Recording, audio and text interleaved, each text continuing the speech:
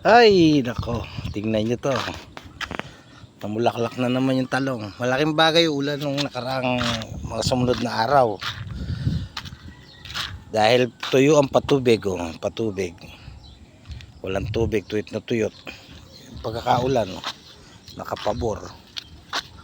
Naglabas ng mga bulaklak. Ng mga bagong bulaklak.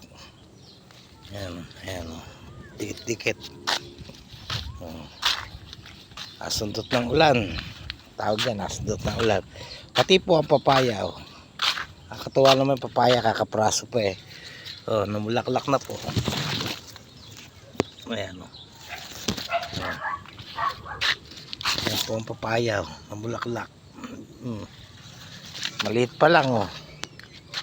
Ayan. Hanggang bewang ko lang. Ito medyo mataas to isang to.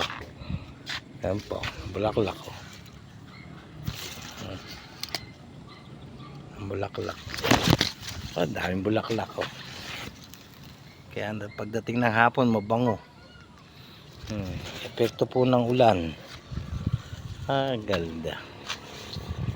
Ano yan, tingnan pa natin ang naging epekto ng ulan.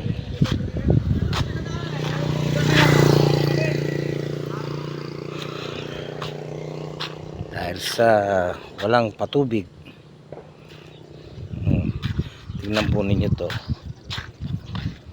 Oh, ayan. Ayan, katakot-takot ang bunga ng kamatis oh. Ganda po ng kamatis oh, dikit-dikit oh. Oh. Oh, ayan. Ganda ano po.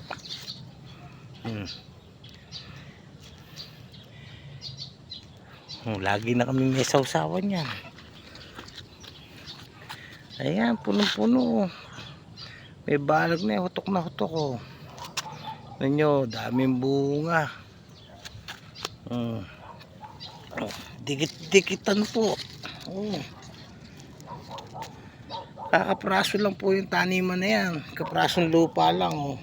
Simento ng patubig, simento ng karsada. Nainitan yan. Oh, nakalaki no, medyo masundot ng konti ng ulan. Bagamat ang kamatis ay kalaban ng ulan. Pero yan, tingnan nyo, binigay naman paglaki ng bunga oh. Eto pa po, ganito nyo ginawa dito nung aking inarangan dito kasi nadadali po lagi ng mga sasakyan eh. Pero tignan nyo, naipon oh, daming bunga oh.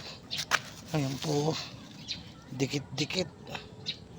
Nakakatuwa naman oh. Malaglag tayo. Ayan.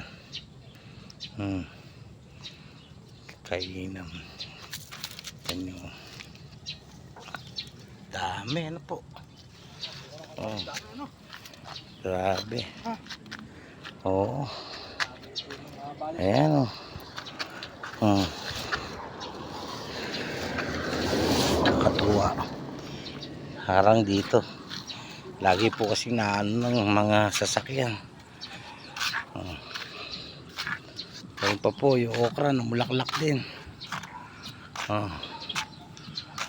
Ayan, namulaklak din po ang okra. Kaya puro bunga naman ay binibigay nito.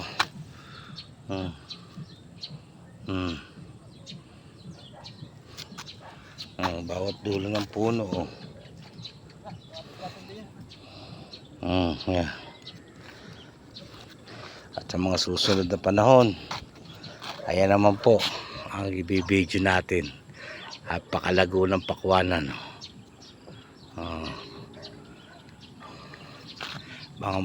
Panoorin din po nyo sa YouTube, Alfredo Pablo Jude.